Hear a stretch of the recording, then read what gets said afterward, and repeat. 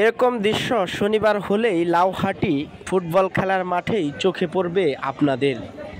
যাদের প্রয়োজনীয় শীতের পোশাক প্রয়োজন তারা এখান থেকে দেখে ইচ্ছামতো নিতে পারবেন প্রয়োজনীয় পোশাক। শীত আসলেই কিন্তু এই অতিথিদের দেখা মিলে এই লাউহাটি ফুটবল খেলার মাঠে। আর এখান থেকেই চাহিদা অনুযায়ী শীতের বস্ত্র কিনতে সব ধরনের মানুষই কিন্তু এখানে উপস্থিত হন।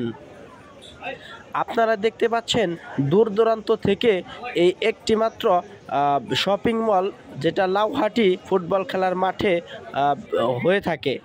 এখান থেকেই কিন্তু মানুষের চাহিদা অনুযায়ী শীতের বস্ত্র কিনতে ব্যস্ত থাকে। এই শনিবার আসলেই কিন্তু অপেক্ষায় থাকে ক্রেতারা, এবং বিক্রেতারাও কিন্তু তাদের চাহিদা অনুযায়ী পোশাক বিক্রি করতে পারে বলে জানিয়েছেন।